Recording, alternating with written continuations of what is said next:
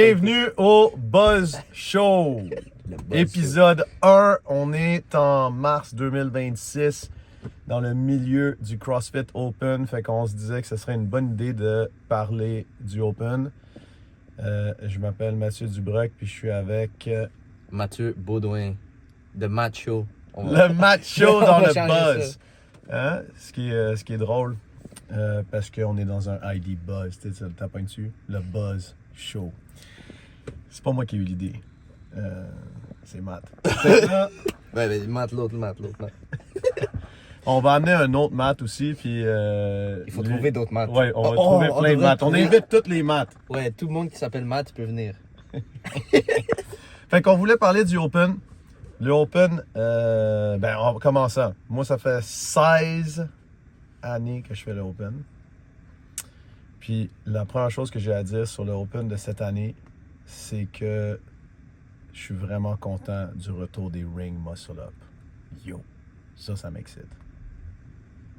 Ce que je suis moins content cette année, qu'est-ce que je suis moins content cette année? De ma performance au wall ball. Faut que j'améliore mes wall balls. Mais fait que dans le fond, je suis content d'avoir trouvé une nouvelle faiblesse. Je pense qu'il faut tout améliorer nos wall balls parce que les personnes du Irox commencent à être trop bons. Les personnes du Irox? Il faudrait mélanger les ring muscle up avec les wall balls, comme ça on les réduit un peu, là, leur force sur le classement. Là. Mais ouais, wall ball à travailler, je pense, un peu pour tout le monde au gym, surtout moi. Là. Oh, c'était horrible. Pas capable de marcher après. Quelque chose de bien. J'ai bien aimé les overhead lunge. Je pense que c'est un bon défi quand même. C'est plus dur qu'on le pense, sur les épaules surtout. C'est juste 50 livres. Mais 80 pieds x 3, 240 pieds, ça s'accumule rapidement. Ça, c'est clair.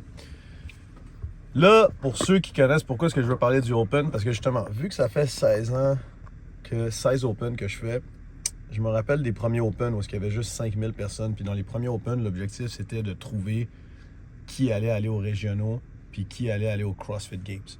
Là, le Open a vraiment changé, surtout dans les années 2013, 2014, 2015, 2016, où est-ce que là, c'est vraiment devenu le party dans les affiliés, où est-ce que tout le monde embarque, peu importe ton niveau. Avant, il y avait juste RX, après, il y a eu RX Scale, après, il y a eu Fondation. Maintenant, il y a plein de nouvelles catégories aussi de Master. Dans les premiers Open, il n'y avait même pas de catégorie de Master en passant. Fait que ça s'est vraiment développé pour devenir comme un gros événement. Puis, avec ça, il y a beaucoup de personnes, je pense, qui perdent un peu l'idée de qu'est-ce que ça devrait être pour eux. Parce que tu as le droit que ça veuille dire quelque chose de spécial pour toi, le Open. Si t'es compétiteur, c'est pour aller au quart de finale puis aux demi-finales. Tu as le droit, genre, que ce soit pour essayer de te dépasser par rapport à ce que tu as fait l'année d'avant. Tu as le droit que ça soit parce que tu veux te challenger à réussir ton premier pull-up ou faire quelque chose que tu n'as jamais fait. Ça, c'est sûr. Tu as le droit de faire ce que tu veux. Mais il y a clairement des façons de rendre le Open négatif si tu te laisses embarquer dans le jeu de te comparer aux 250 000 autres personnes genre, qui le font. Parce que ça, inévitablement, ça risque de te faire mal, right? Parce que même si t'es bon comme Matt, genre en muscle up, il y en a une couple qui vont te battre. Ouais, c'est pas mal sûr là, que muscle up, je pense que je suis quand même assez bon en gymnastique, mais juste avec la fatigue, ça a été surprenant, je pense, pour moi là, aussi, mais surtout pour tout le monde qui sont capables de faire des muscle up, mais juste avec l'accumulation de tous les mouvements ensemble, là, ça a surpris beaucoup de gens. Puis je pense que c'était bien calculé pour nous faire comprendre que, genre, je pense que tout le monde a sous-estimé le workout. Puis là, on a tous vu à quel point l'accumulation de choses peut rendre un workout beaucoup plus difficile que qu'est-ce qu'on pense. Puis c'est vraiment cool ce que tu dis, Matt, parce que pour ceux qui n'ont pas la chance d'être dans un gym CrossFit ou un gym que ça fait vraiment longtemps que les gens programment, je pense que le truc qu'on peut apprendre du Open, c'est que les choses qui ont l'air insignifiantes, qui ont l'air vraiment faciles, si elles sont bien programmées, bien mixées, leur impact cumulé est beaucoup plus grand que juste la somme de ces mouvements-là. Là. C'est exactement ce que Matt a dit. Là. Si tu prends des overhead lunge à 50 livres, des dumbbell snatch à 50 livres, puis des ring muscle-up de façon séparée, là, on est tous capables d'enclencher. Les deux, on pourrait faire 20 muscle-up unbroken ou presque. Les deux, on pourrait faire 60 dumbbell snatch unbroken ou presque. Puis les deux, on pourrait faire 240 pieds de overhead lunge unbroken s'il fallait. Mixe les trois ensemble. Ouch. Right? Ouch, ça va faire vraiment mal. Puis s'apercevoir de ça, je pense que c'est comprendre le CrossFit un petit peu plus. Parce que le CrossFit, c'est ça.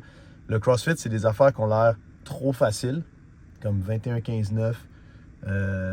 Thruster à 95 livres pull-up. La première fois que tu entends parler de ça, tu te dis, yo, c'est sûr que c'est facile. Ouais, tu te dis, maximum 5 minutes, peu importe. Là. Puis là, dès que tu l'essayes, tu vois à quel point c'est horrible sur les épaules. Ton cardio, tu sais même pas comment, mais il est en train de mourir. Puis là, en plus, il te rajoute les pull-ups, tes bras, ils sont finis. Je pense que le 9, là, t'as hâte que ça finisse. Là. Ah, c'est clair. Fait que ça, c'est une des choses que peut-être les gens dans le Open doivent apprendre, mais malheureusement, je pense qu'il y a une mauvaise façon de le prendre, ça. C'est de s'auto-critiquer, mettons, puis se dire genre, ah, j'aurais dû être capable de faire plus de muscle-up, j'aurais dû être capable de faire des plus gros sets, j'aurais dû être capable de faire des chest to bar, puis l'Open, il n'est pas là pour ça. Il est là pour justement que ce soit un test qui est très réfléchi, là, parce que Dave, quand il programme les workouts, il les programme pas au hasard, là. Si vous avez jamais lu le livre Constructing the CrossFit Games de Dave Castro, c'est un livre assez épais comme ça, où est-ce qu'il te laisse rentrer dans sa tête de comment il programme justement ces events-là. Là. Puis c'est programmé à l'avance. Des fois, il y a des workouts dans le Open là, qui ont déjà été programmés dans sa tête il y a 3 ou 4 ans, là, puis qui fait juste mûrir pour essayer genre de genre nous avoir. Là. Fait que c'est très, très, très raffiné. Puis c'est fait pour te montrer, dans le fond, qu'il y a encore de la place pour l'amélioration. Peu importe ton niveau, il y a encore de la place pour l'amélioration. Qu'est-ce que... sais-tu combien de Open ça fait que tu fais, toi, Marc? Moi, c'est mon 5e Open. J'ai commencé à 14 ans. Non, 14 ans. Mon premier Open, 14 ans. Donc, les 2 premières années, j'étais en... Ma première année, j'ai pas été capable de faire aucun RX workout de 14-15 ans. Les poids étaient juste trop lourds. L'année d'après, je pense, c'était la première année où j'étais capable de faire le RX 14-15. J'ai changé de catégorie pour 16-17 et c'était tellement lourd. La différence entre 14-15 puis 16-17, c'est-à-dire juste les poids de homme normal. Ça m'a éclaté. J'étais bon en gymnastique, mais dès qu'il y avait des poids, j'étais plus capable. Juste ça c'est facile, juste voir sur le classement où est-ce que ça n'a pas nécessairement tant descendu, mais comment tu ressens le workout et comment tous les poids affectent un workout, juste peut-être 30 livres de plus, ça change tout et ça prend quelques années à juste gagner cette force-là, je pense. Ouais, il y a quand même une grande différence, je pense, entre les gars là-dessus. Je sais pas si tu es d'accord, mais tu sais, on a beaucoup de filles. Genre, comme dans le 26.1, je pense que la fille qui a le 3e meilleur score au monde, elle a genre 16 ans. Il y a quand même pas mal de... rendu à 19. Ou là, 19, mais, ok. mais c'est une des championnes des Teens Games. Là. Ouais, je pense qu'il y a plus de filles qui font la transition rapidement entre les teens puis les élites que genre de gars. Là. La plupart des gars, je pense qu'on leur prend tout le temps 1, 2, 3, 4, 5 ans après les teens pour genre être capable de rivaliser avec les poids et le niveau de fitness des élites. Ouais, je pense que surtout chez les gars, il y en a qui, je pense, qui ont la force pure pour peut-être des 1RM et tout, mais sur des workouts où est-ce que des grosses grips, où est-ce que, admettons, Noah Olsen ou tout, il peut être capable de faire des 21, on va dire, thruster à 185, je suis pas mal sûr qu'il serait capable. La plupart des gars qui commencent en élite, ils sont peut-être capables de faire un comme Olsen, mais après, juste la force à répétition, ils l'ont pas, puis je pense que c'est quand même assez normal, là. Il nous manque juste de la force en tant qu'humain. Là. C'est quoi la meilleure façon de se rendre là? Ben, si on parle justement du Open, une des raisons de faire le Open, c'est exactement ce que Matt a dit, c'est que tu es capable de tracker ta progression. Puis des fois, c'est vraiment dur de tracker ta progression quand tu es dedans. Parce que tu t'entraînes à tous les jours avec un groupe. Mais après ça, s'il regarde justement ces Open, il est comme yo, je suis passé d'avoir du mal à faire des dumbbell snatch à 35 livres, à genre toutes les faire genre à 50 facilement. Je suis passé d'avoir du mal à faire des thrusters à 95, à genre les faire à 135. Je suis passé de. Ça te permet genre de tracker le résultat, puis de célébrer ces petits wins-là. Là. On a une autre membre aussi au gym, là. Je peux penser à Keiko là, qui est dans la mi-cinquantaine, qui est comme « Wow! Je pensais que j'avais arrêté de m'améliorer, mais tu sais, tel workout, je l'ai déjà fait au Open il y a 8 ans, parce que je l'avais mis en redo dans la programmation. Et comme, puis là, je me suis battu, genre 8 ans plus tard. Fait que ça te permet vraiment d'avoir ces points clés de performance. Parce que pour t'améliorer, là, pour répondre à ta question, en fond, il te faut plus de force, plus de fitness, plus d'endurance, plus de coordination, plus de tout ce que tu veux, là, coordination, agilité, précision, tout ça. Puis tu peux pas améliorer ces choses-là si tu les mesures pas. C'est ça que les gens ont du mal à comprendre. C'est que t'entraîner, c'est le fun, c'est clair, mais t'entraîner juste pour le feeling de t'entraîner, c'est déjà un bon début. C'est mieux que de rester assis dans le couch. Mais ça te permet pas de voir le progrès à long terme. De voir le progrès, puis de pouvoir le maximiser. Tu sais, ça te permet pas de recevoir la claque que tout le monde de la communauté presque a reçue dans le 26.2, d'être comme « Hey, je pensais que les muscle-up... » Tu sais, on vient de voir Seb faire le workout, il est capable d'en faire des muscle-up. Puis là, à la fin, il y a 3 minutes dans le workout, puis il n'arrive pas à en rentrer un. Même Julie en a raté, là, en a raté un ou deux. Là. Imagine. C'est quand même impressionnant de voir quelqu'un avec autant de finesse juste pas être capable d'aller sur les rings en haut. Là. Fait que des choses comme le Open ou des choses comme justement t'inscrire à une compétition, ça te permet de te pousser au max. Ça te permet aussi d'avoir comme un miroir devant toi, d'être comme hey, j'aime pas trop qu'est-ce que je vois en ce moment, mais c'est moi pareil, tu sais.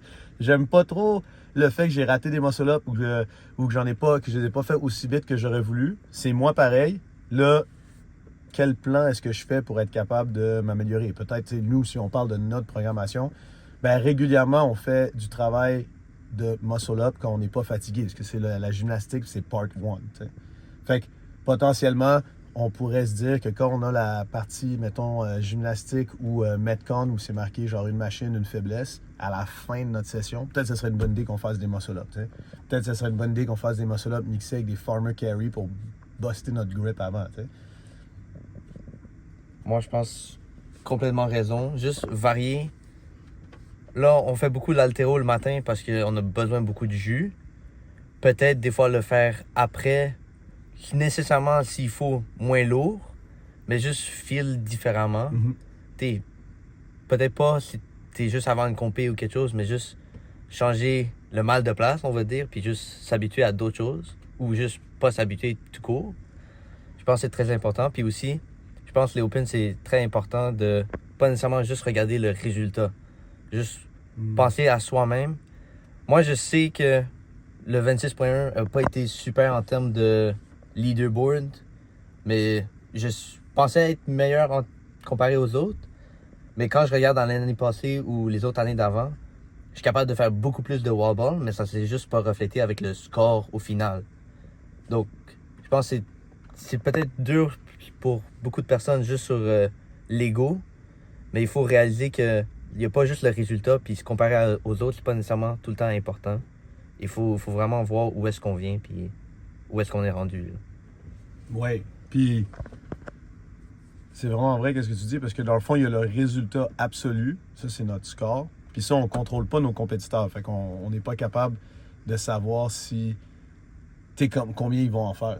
Mais on contrôle nous, puis en effet, quand on est capable de relater ça par rapport à qu'est-ce qu'on faisait avant, c'est ça qui est vraiment important. T'sais. Le fait d'apprendre que si on se compare aux autres, on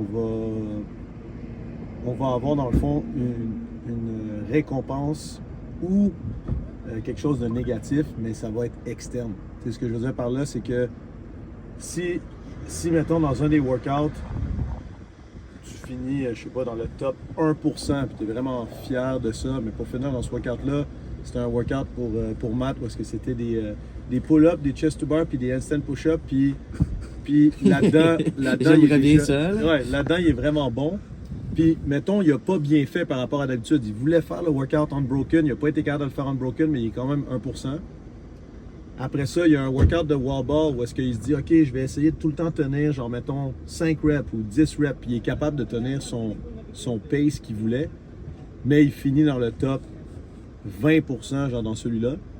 Ben, c'est là qu'on voit, tu sais, le résultat absolu, il y en a un où est-ce qu'il devrait dire, ah, je suis fier, j'ai fait le top 1%, mais dans le fond, pour vrai, c'est l'inverse. Tu sais, il devrait dire, j'aime pas le résultat des wall balls, j'aime bien le résultat des pull-ups, mais je suis vraiment plus content De mon effort. de mon effort, exactement. Tu sais, c'est ça, ça redevient, faut que le Open t'apprenne que ça sert à rien de pas avoir une culture de l'effort. C'est l'effort, genre, qui est important.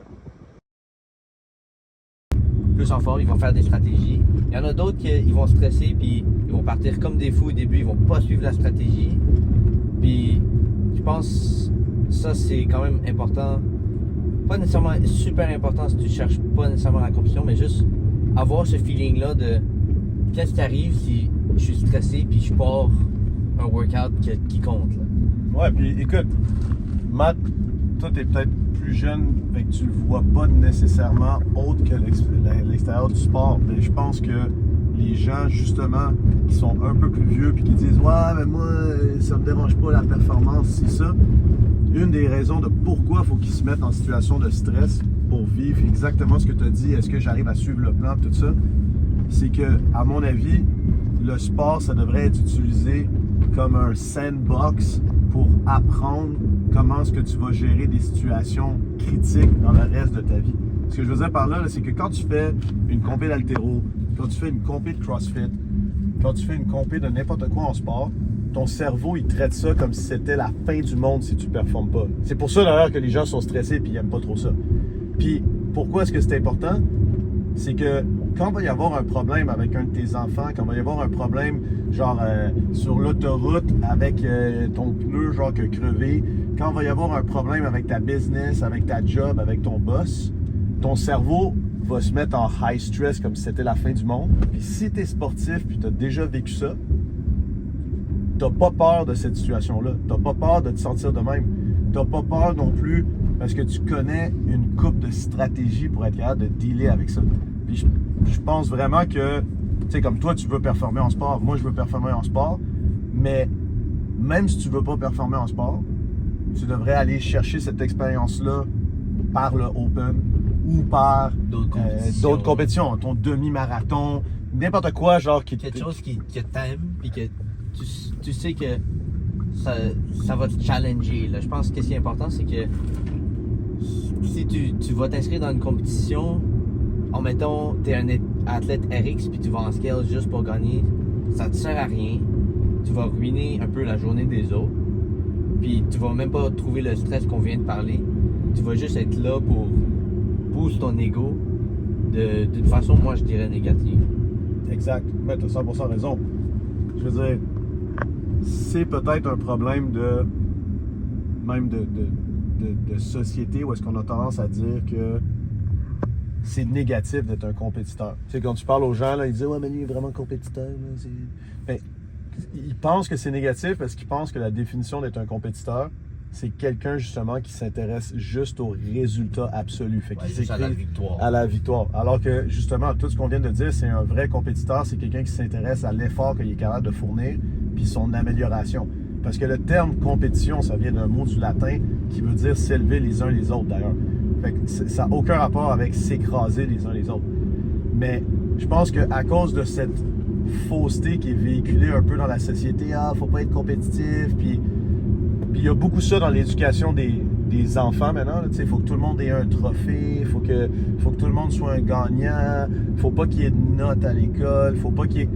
Tu sais, arrivé à un moment, le problème c'est que tu n'apprends pas justement ces choses importantes que tu vas avoir besoin dans la vie. Là. Parce que dans la vie, là, ton boss, dans la vie, genre ton compétiteur, genre de business ou la personne qui veut ton emploi, il va pas te donner un cadeau. Là. Il va pas te dire genre on est tous gagnants, on est tous...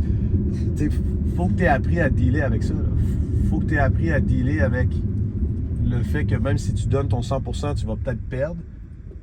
Mais t'es mieux de donner ton 100% puis d'être fier que de donner ton 50% puis gagner dans la mauvaise catégorie parce que t'as pas essayé quelque chose à ton niveau. T'sais. Fait que le open, ça peut être quelque chose aussi. Si on regarde les apprentissages puis les choses qu'on pourrait travailler dans le open qui n'ont pas rapport avec le physique, là. Fait que, tu sais, on a parlé, genre, hey, si tu te rends compte que tu as du mal à faire tes muscle-ups, tu peux travailler tes muscle-ups, tes chest to bar, des affaires de même, ça, c'est évident. Mais un des trucs, dans le fond, que tout le monde pourrait apprendre du open, ça serait d'apprendre. Hey, check les pompiers, là. Ça serait d'apprendre que. C'est-tu parcourir? Fait qu'une des affaires qu'on pourrait faire avec l'open, c'est d'apprendre à perdre. C'est d'apprendre à perdre. Apprendre à être déçu. Genre, faut que tu apprennes que tu vas pas nécessairement tout le temps pouvoir gagner. Tu vas pas... même si tu donnes ton 100%, comme Matt a dit, si tu donnes ton 100% et t'es comme « Yo, j'ai vraiment amélioré mes wall balls, tout », ça se peut très bien que le reste du monde se soit amélioré encore plus que toi, puis que tu aies un moins bon score, genre que quand tu étais moins bon, genre dans les wall balls. Puis il faut que tu apprennes genre à dealer avec ça. Faut pas que ça te rende down. Il faut que ça te rende genre, hey, j'ai regardé par rapport à moi, puis par rapport à moi, je me suis amélioré. Puis le fait que tous les autres sont encore meilleurs qu'ils étaient, ça va me pousser à faire encore mieux. OK? Puis tu sais, pensez-y, votre résultat du open n'est pas si important. Là, si votre maison brûlée, là, tu sais que ça fait 6 camions de pompiers qu'on vient de voir, là. Ça, c'est plus grave. puis la police, puis tout ça. Non, c'est le chef, là. Le chef des pompiers est là, genre. OK, ça niaise pas, là. Ça niaise pas. Ça niaise pas ici, là. Le feu est pogné, quelqu'un a fait des no-reps, là. Check bien ça, là. Ils envoient la police, man. Mais fait que, parce que si t'apprends pas à être déçu, l'affaire, c'est que tu vas commencer à avoir un mauvais process. Puis le mauvais process, c'est quoi, là? C'est d'associer au fait que les gens t'ont... C'est te dire, c'est impossible que les gens m'aient battu, là. Parce que je suis fâché, tout ça, j'aurais dû être meilleur, nanana. Puis là, de trouver des raisons extérieures de pourquoi c'est arrivé. Puis là, tu vas dire des choses comme « Ah, c'est sûr qu'ils sont tous dopés. Ah, c'est sûr que genre... Le juge m'a donné un no-rep. Que c'est parce que mon juge m'a donné un no-rep. Ah, c'est sûr que c'est parce que j'ai mal dormi hier, puis j'ai mal fait ça, Puis là, tu trouves des raisons extérieures. Si tu trouves des raisons extérieures, tu viens de bloquer ta possibilité de t'améliorer. À la place, il faut que tu arrives à trouver des choses qui sont dans ton contrôle, que tu pourrais décider de changer. Par exemple, je sais pas, tu es un travailleur sur des shifts, puis tu commences à te dire « Ouais, mais c'est parce que j'ai travaillé 24 heures hier avant le open. » Hey, t'as 4 ou 5 jours où tu as le droit de faire le open. Là. Ouais, peut-être que la prochaine fois, c'est ça? Peut-être que la prochaine fois que ça arrive, tu peux te dire « Hey, je sais que je vais pas être fier de mon effort si je peux pas dormir. Je vais aller dormir. Je vais m'organiser avec le propriétaire pour voir c'est quoi l'autre journée où est-ce que je pourrais faire le open. » Puis là, ça, c'est quelque chose qui est dans ton contrôle. C'est la même chose avec les reps aussi. Si tu capotes de pogner des no-reps, comme j'ai pogné plusieurs no-reps sur les wall balls sur le target, ben, au lieu de me dire, genre, mon juge était sévère, il faut que tu te dises, OK, peut-être que quand je m'entraîne, je suis pas assez sévère avec moi-même sur le target. Ouais, c'est ça, peut-être j'en fais plus que je réalise là, des no-reps, puis c'est juste pratiquer à être au standard de la compétition, puis une fois en compétition, peut-être pas dans les open, parce que c'est sûr que tous les juges sont différents, puis on juge pas de la même façon, mais compétition locale, c'est pour ça que peut-être c'est un peu plus intéressant pour certaines personnes. C'est que tout le monde est eligible au même standard. Là. Donc, le wall ball, ça va être pareil pour tout le monde cette journée-là. Ou plus ou moins, on est tous des humains, puis on fait toutes des erreurs par-ci par-là, puis on a tout notre jugement à nous. Là, mais ça va être plus ou moins pareil pour tout le monde. Puis, c'est ça, tu vas réaliser que peut-être en entraînement, tu fais pas nécessairement ça à 100%. Puis même moi, je l'ai réalisé avec le 26.2. Je suis limite sur mes pieds. Si pas, je dépasse dedans. Mes pieds remontent plus haut que les anneaux. Puis tu trouves juste quelque chose d'autre à améliorer. Puis tu continues sur cette lancée-là. Ouais, c'est vraiment important d'apprendre à prendre justement le ownership. Parce que tu peux rien. Pareil que tu peux pas, on a dit au début du boss show, on a dit tu peux pas améliorer quelque chose que tu mesures pas. Mais tu peux pas non plus changer une situation que tu contrôles pas. Fait que ça, c'est vraiment quelque chose que même on s'y prend tous au jeu là, un moment donné ou un autre de mettre la faute sur quelque chose d'extérieur à nous. Puis des fois, c'est vrai qu'en partie, c'est quelque chose d'extérieur, mais ça sert à rien de focusser là-dessus parce que tu pourras pas le changer. ça risque de réarriver. C'est comme si tu dis, hein, il y a eu une tempête de neige, puis ça fait que je suis arrivé en retard. Je suis comme, dude, tu peux pas changer ça. Tu peux changer. Tu peux changer, par contre. Hey, je pourrais regarder la météo puis me lever plus tôt si jamais il y a de la neige. Tu sais, je veux dire, ça, tu peux le changer. Mais si tu capotes juste sur ah, c'est de la merde, j'habite au Québec, puis il y a de la neige, puis tout ça, tu peux pas le changer là, tout de suite. Là, tu sais. Fait que faut vraiment prendre l'habitude d'analyser la situation une fois que la poussière tombe. Là, on a le droit d'être fâché des fois par rapport à notre performance, tout ça, mais d'analyser c'est quoi qu'on dit, puis est-ce que je parle de choses externes ou je parle de choses qui sont dans mon contrôle puis que je peux commencer à changer. Puis des fois, c'est très dur d'être capable de réaliser ça soi-même. Fait que c'est là que ça peut être une bonne idée d'en parler avec un coach, tu sais, de juste être comme, hey, moi, la situation, là, je la vois de même. J'ai l'impression que le monde est contre moi, là. Genre, c'est tout arrivé externe. Toi, tu le vois comment? Parce que, genre, je comprends pas sur quoi je peux avoir un certain effet positif pour changer la situation, tu sais. Là, on arrive à l'ancien CrossFit Laval. Tu connais tes classiques. Moi, j'ai pas connu ça. Tu connais tes classiques. Check bien ça, on s'en va dans le parking. Là. Toi, t'étais trop jeune. Yeah. Ça a fermé avant même que je commence le CrossFit. Ouais, on était les voisins de Featherlight. Parce qu'il y a l'affiche blanche, là, c'était CrossFit, c'est l'affiche de CrossFit Laval. Le boulanger! Pascal le boulanger. Hey, c'est bien hot! Bien meilleur, ça. Ben non! Ben non! C'est eux autres qui sont à Saint-Sauveur aussi, là. Pascal. C'est vrai, ils sont. boulanger. Ouais. C'est super bon. Wow! C'est bien hot, c'est exactement là. Ça, c'était notre porte, là. La petite Wow. table à pique-nique était là. Yo! On faisait notre 400 mètres autour ici. Incroyable. Down the memory lane.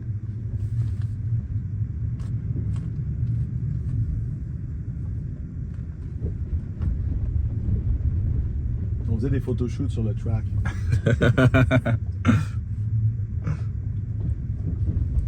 Je vois que ça n'a pas changé, il y a tout le temps autant de poubelles ici. Oh, et puis la porte qui s'ouvrait. Oh, on a la porte en arrière. Là. Ouais. Il y avait les bureaux à Force 5 qui étaient juste là. Hein. Ouais. En résumé, dans le CrossFit, il y a les capacités organiques, là, ça c'est la force, c'est le cardiovasculaire, c'est la résistance, la flexibilité. Il y a les capacités aussi neurologiques, où est-ce que tu as la coordination, l'agilité, la précision puis l'équilibre. Puis souvent, on focus juste là-dessus. Ben là, je pense qu'après ça, on peut aussi dire que si on veut utiliser un levier puissant de notre fitness pour améliorer le reste de notre vie, c'est une bonne idée de rajouter un petit stress de compétition une fois de temps en temps. Qu'est-ce que t'en penses, Baudouin? Désolé, j'écoutais pas. Bon, ben, c'est un bon wrap-up, ça.